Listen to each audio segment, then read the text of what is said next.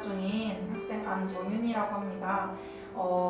저번에 질문을 받고 궁금한 것들이 더 생겨갖고 찾아오게 됐습니다. 안녕하세요. 예, 안녕하세요. 네, 첫 번째로 제일 궁금했던 게 이제 저번에 얘기를 많이 듣다 보니 홍대가 참 많이 변했더라고요. 그렇죠. 왜 홍대가 이렇게 갑자기 입시가 변했을까요?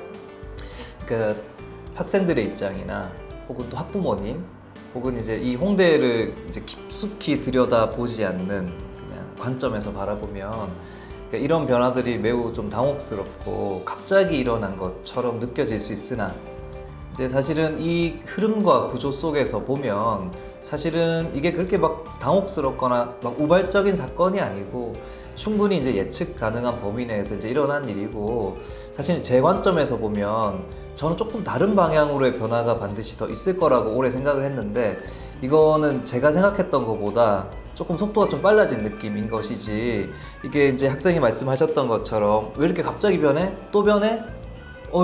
계속 또 변하겠네? 이제 이런 관점으로만 볼 수는 없고 일관된 흐름이 있었다. 홍대가 지향하는 방향이 분명히 있다. 이제 이 틀 안에서 보는 것이 이 상황을 훨씬 더 이제 깊이 있게 이해할 수 있게 되는 방향이라고 생각을 합니다. 그렇다면 선생님이 말씀하신 그 흐름이 뭘까요? 사실 이제 이 제도가 처음 생긴 게 2009년이거든요. 근데 그때 이제 사실은 입학사정관제라는 제도가 이제 한국으로 이제 들어오면서 미대 최초로 홍대가 입학사정관제라는 이름을 가지고 입시를 이제 만든 거예요. 근데 이제 그 입학사정관제라는 것과 비실기라는 것이 좀 뒤죽박죽 뒤엉켜져서 마치 입학사정관제는 비실기다. 맞아요. 그렇죠. 학종은 비실기다.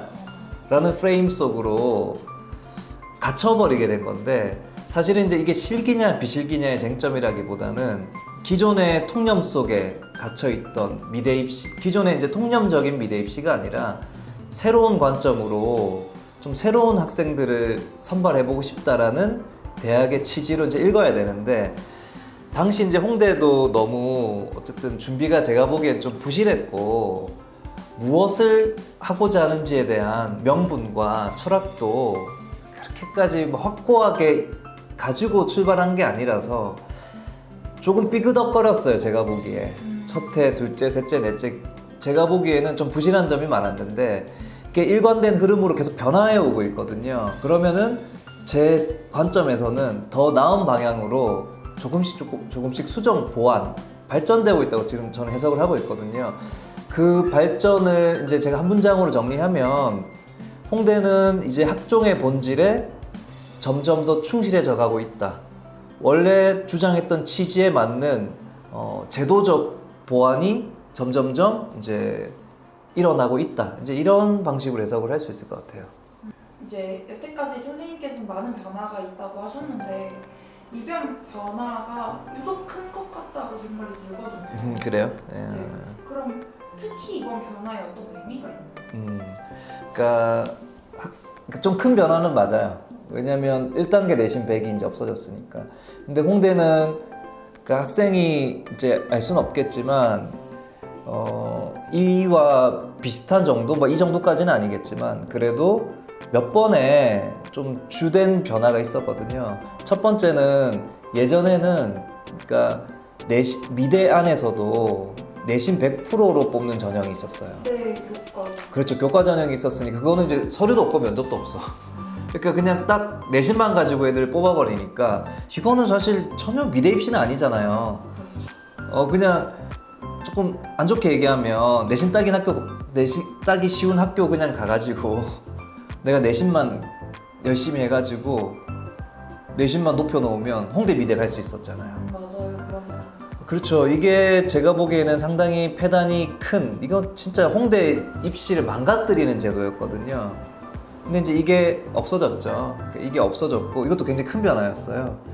그리고 또 하나는 원래는 1단계가 이제 내신 100이고 2단계 때도 내신이 70%나 들어갔는데 그러니까 2018학년도부터는 2단계 때 서류 100으로 바뀐 거예요. 이것도 굉장히 큰 변화거든요. 근데 이것 또한 어쨌든 내신이라는 게 들어가니까 그러니까 교과는 없어졌지만 어쨌든 종합전형 안에서 내신이 들어가니까 피부로 와닿지 않았었겠죠.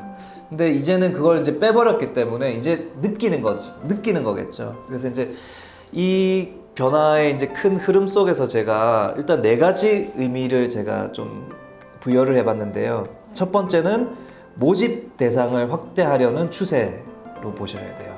그러니까 이게 이제 제가 의미를 부여하는 거는 제 관점이 아니라 홍대 입장에서 왜 자꾸 홍대가 이렇게 바꿀까라는 제가 깊은 고민을 좀 해본 결과 이렇게 해석할 수 있다라고 이제 받아들이시면 되는데, 첫 번째는 이제 모집 대상을 계속 확대해 나가고 싶어요. 그리고 두 번째는 서류의 평가 기준을 보다 입체적으로 심화시키고 싶어 하는 욕구가 분명히 있고요. 세 번째는 면접에서라도 학생이 지닌 미술적 역량, 창의적 표현력을 보고 싶어 하는 거예요. 그냥 서류로만 보면 어느 정도 미술활동 보고서에서 학생의 역량이 드러나기는 해요. 근데 그거는 100% 검증되는 건 아니잖아요. 직접 만나봐서 얘기 들어보고 얘 어느 정도 표현력도 봐야 되겠죠. 이제 그것이 되게 중요한 기준이 되어야 되는데, 이제 이 부분도 조금은 뭉개져 있었는데 앞으로는 이걸 좀 더 보고 싶어 하는 욕구가 분명히 있는 것 같고, 마지막으로는 홍대도 어쨌든 대학이지만 학생이 많이 오는 게 좋을까요? 아니면은 경쟁률이 낮은 게 좋을까요? 많이 오는 아니, 무조건 경쟁률이 높아야 좋은 거겠죠. 근데 지금 경쟁률이 너무 낮아요. 그래요? 아니, 생각해보세요. 홍대 미대가 서울대 미대보다 맞아. 사실은 제일 좋은 대학이라고 해도 부족함이 없는 대학으로 생각할 수 있는데, 서울대가 이제 지금 다시 정시로 옮겼지만 기존에 이제 수시에서 홍대와 서울대가 같이 동시에 이제 선발을 했을 때 서울대 디자인과는 100대 1까지 치솟았잖아요. 근데 홍대는 7대 1의 경쟁률에 머물러 있었기 때문에 7점 몇 대 1, 8대 1 넘은 적이 거의 없었으니까, 이게 생각보다 너무 낮은 경쟁률 속에 갇혀 있으니까 홍대 입장에서는 아니, 우리는 조금 더 애들이 많이 와서 그 안에서 더 좋은 애들을 뽑고 싶은데, 혹은 또 원서 이것도 사실은 어쨌든 돈이잖아요. 그러니까 이거를 어느 정도 수익을 만들어야 학교도 운영을 해야 되잖아요. 그런 측면에서도 물론 그것이 이제 전부라고 할 수는 없겠지만 그런 측면도 일부 있겠죠. 이제 그런 측면에서 보자면 지원할 수 있는 기회를 계속 확대시켜야 되는 거예요.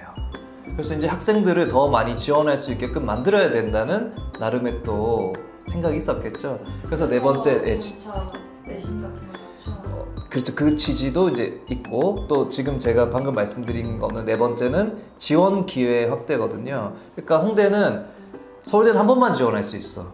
근데 지금 홍대는 수시 5번, 내년부터 정시 3번, 총 8번 같이 지원할 수 있어요.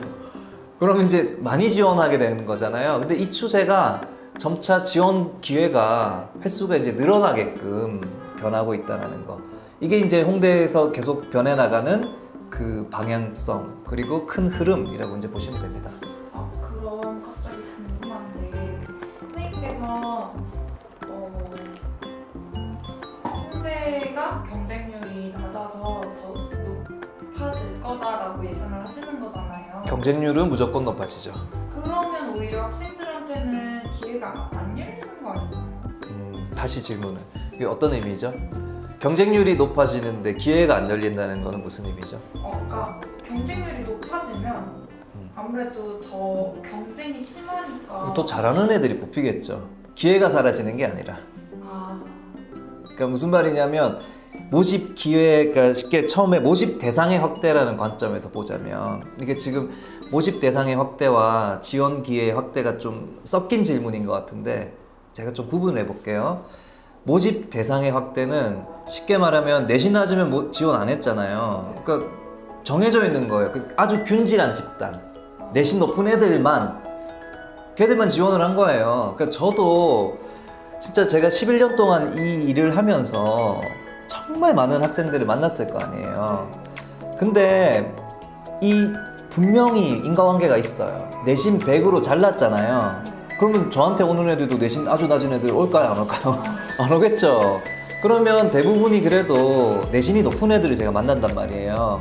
그러면 진짜 아주 균질한 집단끼리 안에서 경쟁이 되는 거예요. 그러니까 제가 보는 애들은 정말로 제가 행운인지 모르겠지만 너무나 모범적이고 아, 너무나 진짜 뭐랄까 궁금하네요. 공부를 열심히 했겠죠. 그러니까 매우 규범적 사고의 틀 안에서 해야 될 일을 열심히 한다라는 그 특성을 벗어나지 않았거든요. 그러니까 아까 말씀드렸듯이 이제 왜냐하면 모집 대상 자체가 내신이라는 벽을 가지고 높여놨기 때문에 그 벽 넘어온 애들이 적잖아요. 걔들은 매우 균질한 집단이란 말이에요. 근데 이제는 이 벽이 아주 낮아졌어. 그러면은 더 많은 사람들이 넘어오겠죠. 그럼 이제 모집 대상은 확대되겠죠. 그러니까 모집 대상이 확대된 만큼 더 자기의 생각과 자기의 정체성과 자기의 확신과 이런 것들을 가지고 있는 애들은 내신이 없어도 이제 그걸 이제 보여주면 되니까 확대된 모집 대상 안에서 이제 변별력이 더 강화된다고 이제 보셔야 되겠죠. 그 지점에서 이제 모집 대상의 확대라고 제가 이제 말씀을 드린 거고요. 그래서 균질한 집단과 보다 다양한 집단 이 관점에서 봐야 되는 거예요. 이제는 홍대 합격하는 어떤 합격생들의 면면이 매우 역동적으로 바뀔 겁니다. 기존의 홍대생들은 다 비슷비슷해요. 제가 보기에는 거의 대부분 조금 다르겠지. 근데 이제 이렇게 가버리면 매우 역동적 집단이 될 거라고 저는 생각을 하는 거죠. 그래서 이제 첫 번째 의미를 부여한 거고, 지원 기회의 관점에서 보자면 지원 기회는 아까 말씀드린 것처럼 한 대학이 다양한 전형을 활용해 가지고 뽑게 되면 한 전형만 치는 게 아니라 몇 개를 칠 수 있으니까 기회가 확대되는 거잖아요. 그럼 홍대 입장에서는 또 홍대를 지원하는 숫자가 많아지니까 또 이제 여러 측면에서 또 좋은 점이 있겠죠. 특히.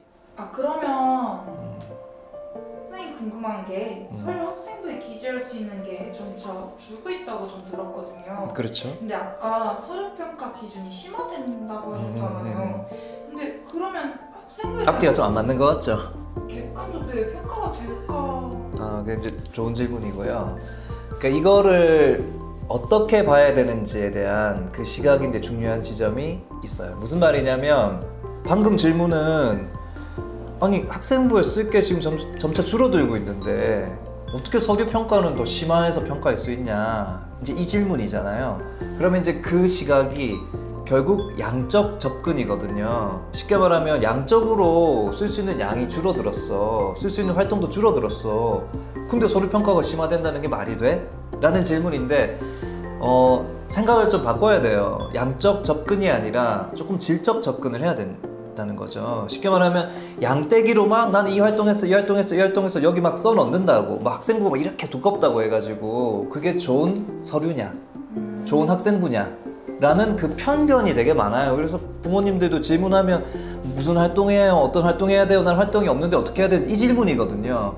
근데 중요한 거는 활동이 몇 개냐가 아니고 얘가 활동을 통해서 무엇을 느끼고 있는가, 무엇을 알게 되었는가, 어떤 정체성이 만들어져 가고 있는가에 대한 학생의 변화의 흐름이 보여야 되거든요.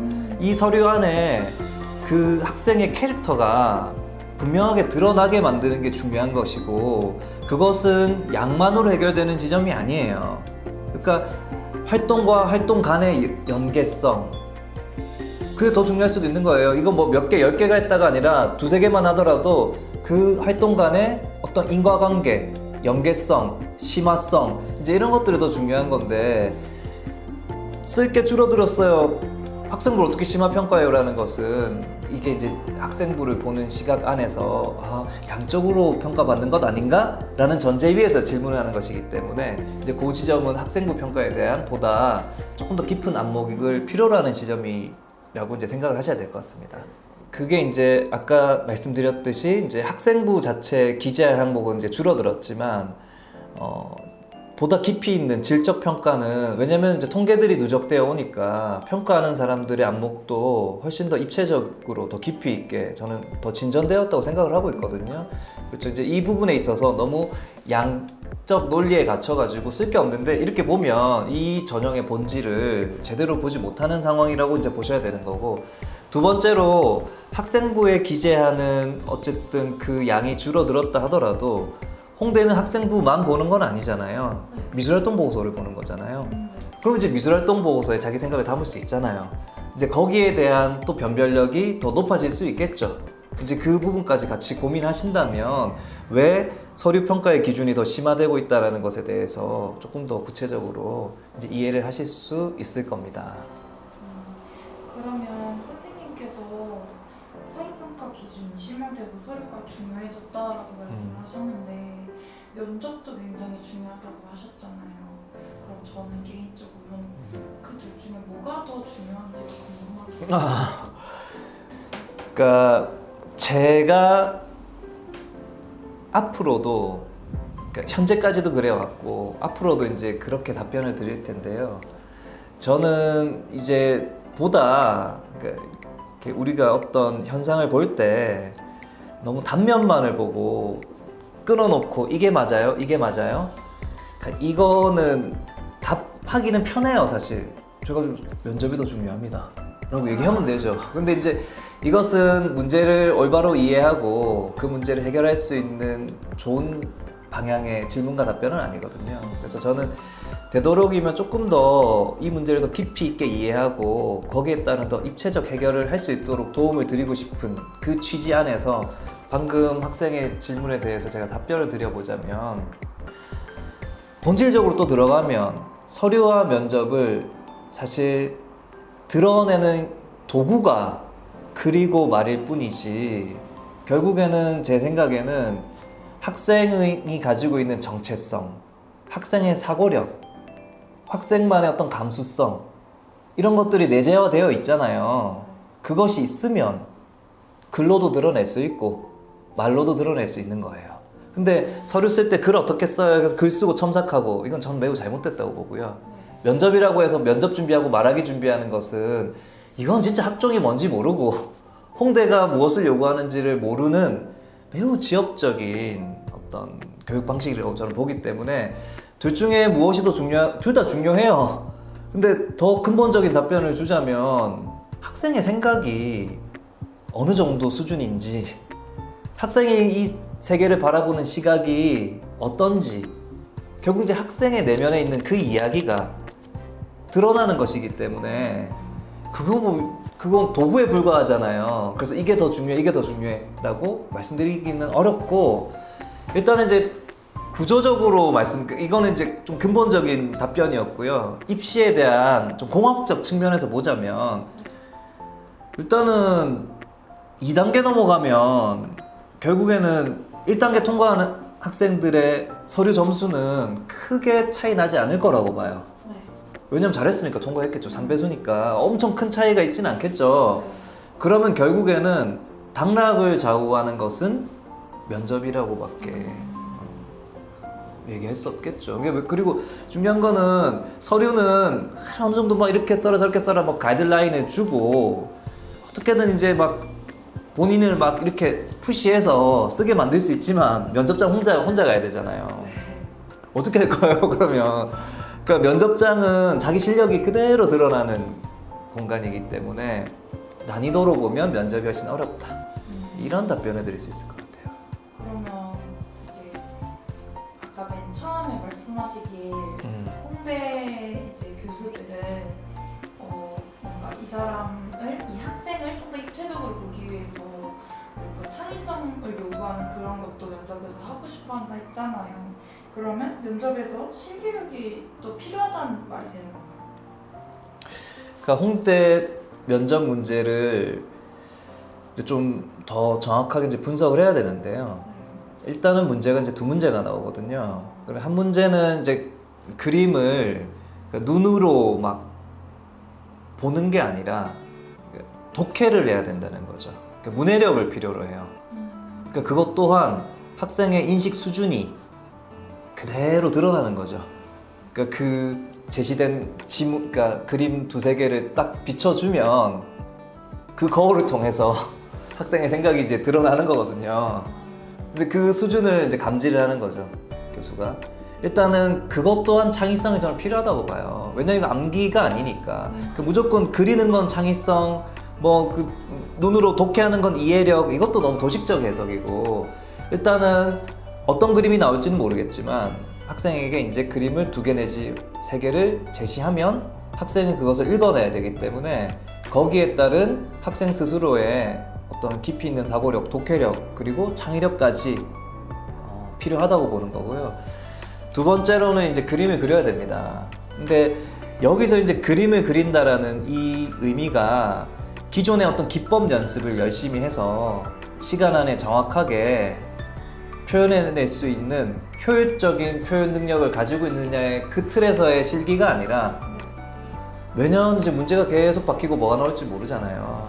그래서 이제 얼마나 잘 그렸냐가 아니라 그 제시된 문제에 대한 너의 생각이 뭐냐, 그 생각을 어떻게 시각화할 수 있냐, 그리고 그 시각화된 결과물을 어떻게 네가 논증해낼 수 있냐, 구술할 수 있냐, 설득력 있게 그렇게 해서 그랬구나, 그 이유로 그런 그림을 그렸구나 라는 그 이유를 뚜렷하게 주장할 수 있어야 되고, 들었을 때 공감이 돼야 되는 거예요. 이거 매우 어려워요. 이게 이제 그림 잘 그리는 기법 훈련과는 전혀 다른, 이게 제가 보기에는 이 면접이 홍대에서 지향하고자 하는 것들이 하는 그 방향성이 가장 압축적으로 녹여져 있는 어떤 전형 요소라고 저는 해석을 하고 있습니다. 그렇다면 제가 선생님 말씀을 듣다 보니까 저 때와는 좀 많이 다르게 면접이 굉장히 좀 깊고 다양해진 느낌이 들어요. 그러면 그만큼 면접을 그냥 뭐 준비한다 수준이 아니라 굉장히 깊이 있게 공부를 해야겠네요. 이론상 그렇죠. 이론상 그렇고, 근데 아직은 이제 좀 변할 거라고 저는 생각을 하는데, 아직은 사람들은 이제 면접이라고 했을 때 그냥 말하는 거, 네. 그냥 가서 말하고 오는 거, 네. 이제 이렇게 생각을 하고 있기 때문에 학생들의 수준이 전반적으로 그렇게 높지 않아요, 사실. 한국에서 뭐 실기 계속했던 학생들의 수준이 이제 대동소이하겠죠.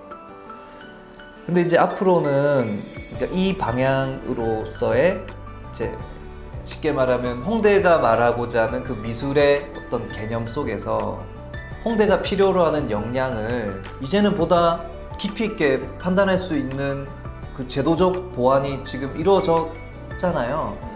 그러면 이제 실력 차이가 많이 날 거예요. 그러면 이거는 지금 흐름과는 조금 다른 네네. 질문인데 제가 들은 이야기거든요. 보통 저도 그렇고 유대시에선 정시가 기회가 더 많다는 생각을 해요. 근데 선생님은 조금 더 수시도 중요하게 생각을 해야 된다고 하시는데 정시에 기회가 더 많은 게 사실아요? 이것은 아까 이제 흐름에서 전혀 벗어나지 않았고요. 왜냐면 지원 기회의 확대라는 그 의미를 제가 부여를 했잖아요. 네. 그 의미를 조금 더 확장해서 볼 수 있는 질문이라고 저는 이해를 했거든요. 왜냐면 자, 여기서 이제 이것도 또 하나의 중요한 토픽인데 너무 길게 얘기는 하지 않을게요. 그러니까 지원 수시와 정시는 모집 시기예요, 그죠? 그러니까 모집 시기에 따라 모집 전형이 있습니다. 그러니까 미대 입시에서 활용하는 모집 전형이 무엇인지도 알아야 되거든요. 근데 일단은 모집 인원 수시가 많을까요, 정시가 많을까요? 정시. 당연히 정시가 많죠. 그럼 이제 여기서 또 모집 인원과 지원 기회를 혼돈하면 안 되거든요. 그러니까 용어를 정확하게 써야 돼요. 지원 기회는 수시가 많을까요, 정시가 많을까요? 수시요. 수시가 당연히 많죠. 그리고 정시에는 상위권 대학이라는 전제로 봤을 때 가군, 나군, 다군으로 나뉘어져 있잖아요. 3번밖에 못 치잖아요. 그러면 일단은 한 군에 하나밖에 못 치니까 어차피 가군 하나, 나군 하나 치고 다군엔 대학이 별로 없어요. 그러니까 이제 정상적으로 제대로 준비할 수 있는 건 많아야 2개. 그죠? 상위권 대학이라는 전제로. 그리고 가군과 나군이 실기 유형이 달라요. 그럼 또 2가지 실기 유형을 준비해야 되잖아요. 그러면 실기 시간이 배로 늘어나게 되겠죠. 그리고 또 상위권 대학이라면 수능이 높아야 되잖아요. 그러니까 어차피 나군에 홍대 칠 거잖아요. 수능이 높다면. 그럼 결국 가군 하나 준비하는 거잖아요. 그럼 지원 기회라는 관점에서 봤을 때 수시는 그러니까 홍대만 하더라도 뭐 어쨌든 3-4번은 칠 수 있으니까. 그리고 여긴 군이 없잖아요. 6개 대학을 서류와 면접만으로 자유롭게 지원할 수 있다는 것이기 때문에 이것을 프레임 자체를 미대 입시는 정시야, 정시가 훨씬 많아 라고 이제 그 틀 안에서 해석하게 하는 것은 어쨌든 미대 입시를 오직 실기 전형으로만 보고 실기를 더 중요시 여겨야 된다라는 그 전제 위에서 출발했을 때 얻어낸 결론인 것이지, 조금 더 폭넓게 본다면 결코 이제 정시가 더 기회가 많고 정시의 확률이 높다라고 보는 것은 저는 이제 그 지점에 동의하기는 좀 어렵고요. 그렇다고 해서 제가 이제 뭐 정시가 필요 없다, 준비하지 말라가 아니라, 그러니까 입시 9번의 기회가 있으니까 이 9번의 기회를 잘 활용해야 되잖아요. 그러면 이제 수시 6번도 중요한 기회잖아요. 그리고 홍대는 또 모집 정원도 모집 인원도 많으니까 어떻게 하면 이 기회를 활용할 수 있을까, 이제 그렇게 이제 집중을 하는 게 맞죠. 네, 선생님, 저번에는 네. 뭐가 홍대가 많이 바뀌었다고 하는 거에 뭐가 많이 바뀌었는지를 알게 됐는데, 이번에는 그것들의 의미도 알았고 왜 바뀌었는지. 네, 왜 바뀌었는지, 그리고 그게 가지는 의미가 뭔지 좀 한 번 더 생각해볼 기회가 됐던 것 같아요. 맞습니다. 그래서 어쨌든 우리는 어떤 변화, 어떤 현상을 이제 접하게 되는 거고, 이제 그거를 어떻게 보느냐에 따라 좀 깊이 있게 볼 수도 있고 표피적으로만 볼 수도 있는데, 보다 이제 깊이 있게 이해했을 때 훨씬 더 거기에 대한 올바른 대응을 또 할 수 있는 거고, 그 대응이 명확하고 또 정확했을 때 또 합격이라는 좋은 결과로 갈 확률이 높아지는 거니까, 물론 이제 조금 어려운 부분도 있을 수 있어요. 하지만 학생들이나 학부모님들은 한 번쯤은 다시 자꾸 붙고 싶어, 나는 꼭 돼야 돼, 그 입장에서만 보지 말고 대학의 입장에서 대학이 뭘 요구하는지 이 지점에서 한번 생각해 보실 수 있는 계기가 되었으면 좋겠습니다. 감사합니다. 네, 고맙습니다.